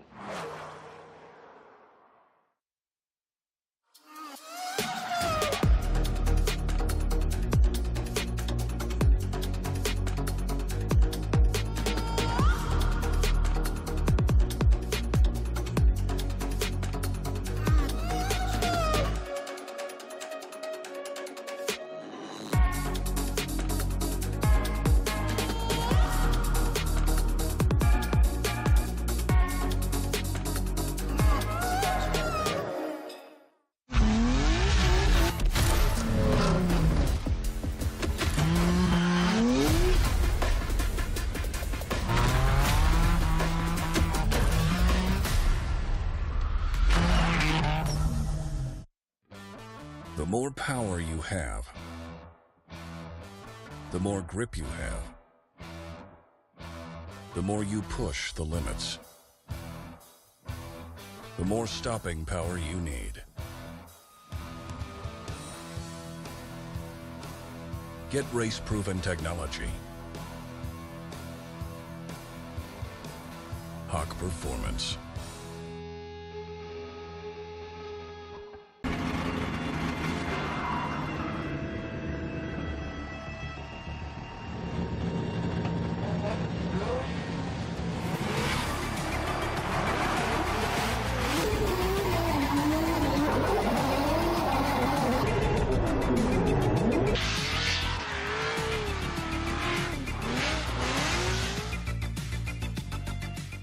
Hey, we still on this weekend for a little... You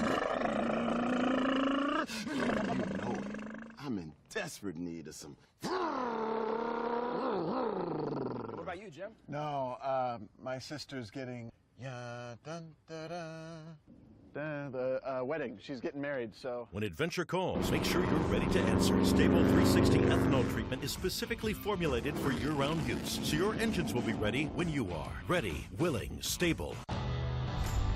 We've been powering the American road since before it was paved. Our first breakthrough in motor oil was introducing it. And we've been reinventing it ever since. From the world's first high-mileage oil to the world's first synthetic blend. There are those who change with the times, and those who drive them. Valvoline, the original motor oil.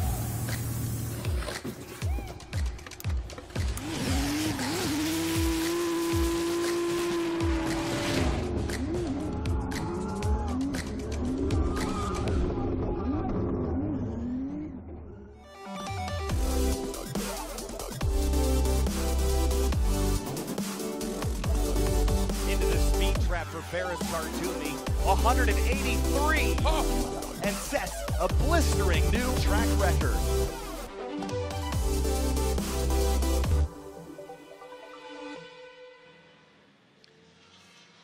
GRIDLIFE Track Battle returns to Lime Rock Park to break track records in one of 7 different competition classes. On track now, Ryan Turk in the Formula Supra, a Judd V10-powered Toyota Supra, carbon fiber body, and that V10 engine. And Nate, that is an unbelievable sounding car. Oh, it is amazing. I mean, you don't get the opportunity to hear something like that. You can't, the speakers on your headset aren't going to do it justice. It is amazing to hear.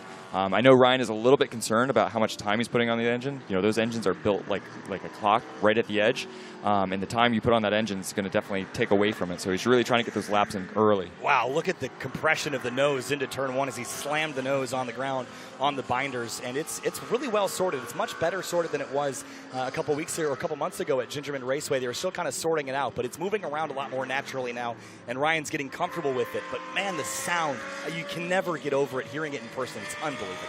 Yeah, he looks like he's on a solid lap right now. This looks really, really good. I keep an eye on that time.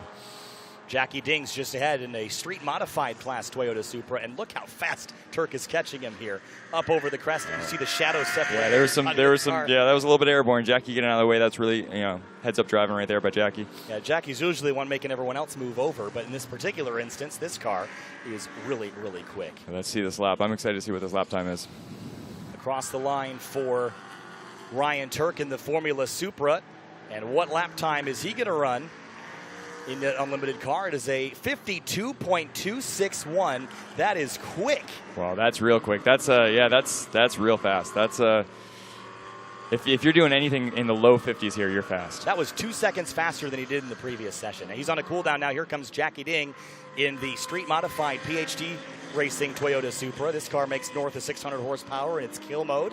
Jackie's best time of the weekend, he ran last session. It was a 54.133, and Jackie's on it now. Yeah, he's on a flyer too, and Ryan got right out of his way, so let's see how this lap turns out.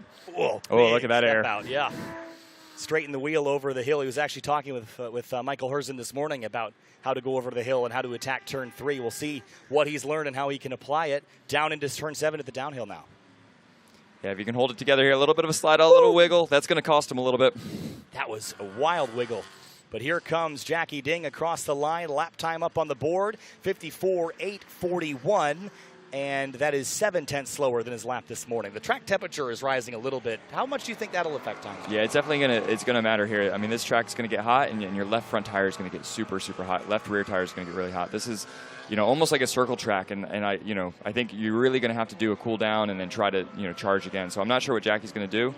Obviously, he had that little wiggle coming out of turn 7. So if I were him, I'd probably do a cool down lap and then try to go for another one. Out on track now, there's a couple cars that we got to keep an eye on. Jason Kanakri and a McLaren 720S. Now, from the World Challenge side, the McLaren 570S GT4, that's almost a street car in how it's Yeah, of all the GT4 cars, that's probably the most street car of them all.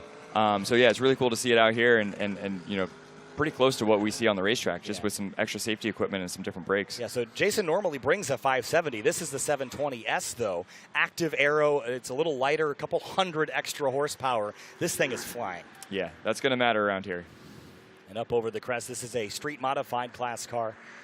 And Kanakri has been campaigning the McLaren since the beginning of the season, but this is a step up in power and a step down in weight class, and man, it is really sailing right now. And the downforce here, this car probably makes a lot of downforce for a road-going car in comparison to most other cars here in the field. Yeah, I mean, that car was designed for one thing, and it's going faster on a racetrack. So, all right, across the line for Kanakri, a 58.476. And his best time of the weekend is a 57.3. So that's the second or third car that we've seen that hasn't gone quite as fast as we were perhaps expecting. Yeah, I think, you know, the sun's out early this morning. By 8:30 in the morning, it was already pretty hot. So I think, I don't know exactly what the track temps are, but I'm guessing they're upwards of 140, 150 degrees. And that's, you're going to feel the tires start falling off halfway through the lap. So these guys are really going to have to work the tires and make sure they drive at the limit. That might have been what caught Jackie out. Tires overheating on the last corner there. So talking about aero, how about this? Damian Dabrowski's 350Z, or what's left of it. It's got the kind of the aerodynamic flow paint on it. Yeah, that's going to matter a lot around here. I mean, there's a couple corners that are right on the edge of being almost flat. I mean, I'm talking about the downhill and some of no name we're on right now. And having that extra downforce, that's just going to give you a little extra confidence as a driver and allow you just to really drive the car smoothly and flat. Cody Hunt is knocking on the door of his best lap of the weekend. A 57.9 is about 0.2 shy of his best lap at his C7 Corvette. So we'll keep an eye on the 176. It's a gray C7 in the Street GT category. Grant Walker and his Miata jumps up to 4th overall, 2nd in track modified, right behind Chris Boersma out of Canada. 55.9 for Boersma, 56.0 for Grant Walker. So the track modified battle is exceptional this weekend. There is Cody Hunt in the Street GT 176. Look at that thing dive on the brakes. It looks like he's on it right now. He's full send.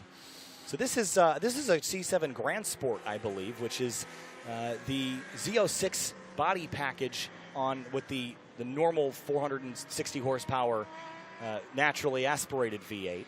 And this color, I think, specifically is Watkins Glen Gray. Oh, that's nice. Yeah, a little Northeast tribute there. Yeah, it's got the blue stripes. Cody Hunt going to give the wave bye to Damian Dabrowski, who's on a flyer right now.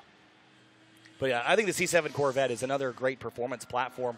The Z06s in particular kind of heat soak under the hood after a couple laps, but the Grand Sport steps you down out of the supercharger back into the naturally aspirated car, and that is a bit of a better balance for the racetrack. I think you get the aero bits, but you have the motor that'll last a little longer on the track. Absolutely. And sometimes, honestly, a track like this, sometimes having a little bit less power is actually going to make you a little bit faster. It's going to allow you to really get the power down with confidence, not worry about the back end stepping out. Turk again out there with the Formula Supra going for another lap. That 52-second lap time was corrected to a 53.5, so I think there must have been something that made that lap time disappear, but a 53.5 is what we got on the record for Turk now. Through the downhill and into turn 7, and that Judd V10 screaming at, 12,000 RPM? Wow, I can hear it from here. This is amazing. Amazing sounds. Look at that dive right there. 53.403. It's an improvement for Turk. It looks like he might be going for one more lap. No, looks like he's cooling it down now, yeah. And James Howden up to the top of the board, 52.411. Not the fastest lap that car has seen this weekend, but it is up there in the 52-second bracket. His best time is a 51.740 set in I think it was this morning's session that he set that time in. Yeah, it's definitely, the morning sessions are going to be the ones where the track temps aren't going to be the hottest. So, if you can get it together on that one, that's the best one to do it. But obviously, that got to have everything come together. And if you don't have everything come together, this is the time you're going to, try to make up for that. Yeah, so James Houghton up to the top in Unlimited. Ryan Turk battling him, though, and it's really cool to see Turk fighting for a podium here. It was really in its testing stages at the Midwest Festival a couple of months ago at this point, back in the early part of June. But Turk now competing for a podium and potentially even the first place trophy here in the Unlimited category. Jackie Ding, though, at a 54.8. In terms of street modified, Dewey's about 2 seconds off. So Dewey's got got a little work to do to catch Jackie, but those two, they've gone toe-to-toe for a long time in that category. Yeah, back to Ryan, I think it's really great to see drivers moving around in disciplines in motorsport. That's something we saw back in the old days where you'd have a driver that would be multidisciplined, whether it was NASCAR or road racing or rally or whatever it may be. And seeing Ryan go from drifting to time attack, that's a very different skill set. There's overlap, but they're very different things, and it's really cool to see that happening. Yeah, there's Cal Fortner in the Mercedes-AMG GTS. Now, this is similar in many ways to the car that you're familiar driving. Yeah, so watching the car, kind of watching the suspension move around, stuff like that, it feels very familiar. I know he has a little more power than we're allowed, but yeah, it's definitely a really good platform. Mercedes-Benz kind of took out of Corvette's book and said, hey, let's put the engine in the front and let's put the gearbox in the back, balance out that car. It's sort of the counter to the mid-engine supercar. And it's really cool to see that car doing well out here. So, what was interesting to me was, iRacing just recently rescanned the GT4 Mercedes-AMG and the GT3 car, and it was very clear that the cars use two different engines despite being really similar looking. Yeah, so the GT3 is using the naturally aspirated, I believe it's a 6.2-liter naturally aspirated AMG motor, which sounds amazing. I mean, talk about the Judd style. It's a big V8, naturally aspirated, flames coming out the side. But the new technology that they're actually using in this car and the GT4 is that bi-turbo, so 2-turbo on a 4-liter V8. And those turbos are on the hot side of the engine, so that's definitely what you're seeing from a lot of the European manufacturers these days. Looks like Cal's on it. He's using all of the curb on the exit of 2 there. Going to be full send into left-hander. See how this turns out. Currently running third in street modified on the podium as it stands. Cal Fortner, his parents, Rich and Edie, they're here as they always are, rooting on Cal. And great folks to talk to. They run a body shop up in Indiana. I've been there and had my bumper repainted. They do fantastic work. But Cal right now heading up over the crest of turn 5. A little bit of air off the nose, but still it looks like it's a good lap. I mean, he was using a little bit of curb there. It seems like the car is really handling the curb pretty well. So impressed with the dampers that are on that car and the setup. We chatted a little bit about the setup when he first got here because he was asking me some questions about the IMSA cars. But it's really cool to connect on that level, and really kind of help people out and dive into the details. His best time of the weekend was a 57.654. Is it an improvement for Fortner that time through? It is not. His best of the session, a 57.908. He remains 10th overall, but third in street mod as it stands here in Time Attack Group A. Strong run. There's Dewey DeWitt on, it looks like, on a cool down now. But Dewey's best time of this session, a 56.582. And Dewey's best time of the weekend so far, a 56.206. Looks like Houghton's back on it. Yeah, this looks like he's going for it this lap. Look at the arrow. You can see the heat coming off the back of the car there, being swept over the wing. Lots of sparks. Yeah, he's on it. Let's watch this lap. Through Big Bend and right up on the curb. I'm surprised he took that much curb with all those. Yeah, you see the car hop off of it. I'm not sure if that's actually helped him or hurted him because, obviously that splitter coming off the ground, he's going to lose some grip because he's not going to get that suction down to the asphalt. All right, accelerating out of turn 4 onto the no-name straight now, kind of weaving down through the valley and heading up towards the uphill. Here he goes. Yeah, a little nip on the curb there. He probably tried to stay off it, but wanted to get as close as he could. Taking a right-hander now at West Bend. Dewey DeWitt's in front of him. He's gonna move out of the way. Well done by Dewey there to see the fast-moving Evo coming. Checkered flag here on Group A. And here comes James Houghton. Will it be a new track record for Unlimited? Needs to be to 51.740 across the line for Houghton. 52.095, 0.3 short. Oh, that was a good lap though. It was good to see. I think these guys are going to watch this. They're going to go back and see what they could do, and maybe some setup tweaks, maybe some changes. Hopefully, we'll see some faster lap times this afternoon.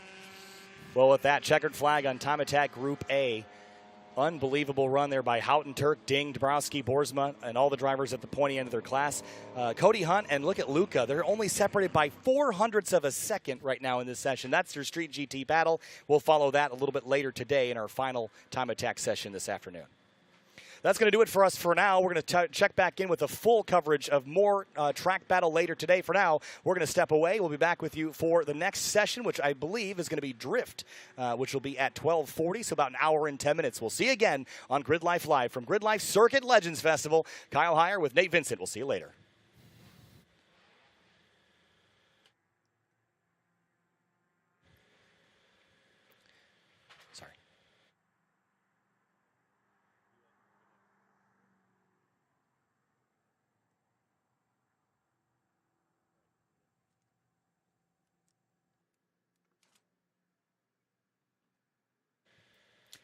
Coverage of Grid Life Circuit Legends is brought to you by Momo, made in Italy since 1964. And by FCP Euro. Every part you buy is guaranteed for life. And by eBay Motors. Let's ride. Coverage of Grid Life Circuit Legends is brought to you by Falcon Tires. The Falcon Azenas RT660 is the official tire of Club TR. And by Pilot Transport, the official logistics partner of Grid Life Circuit Legends.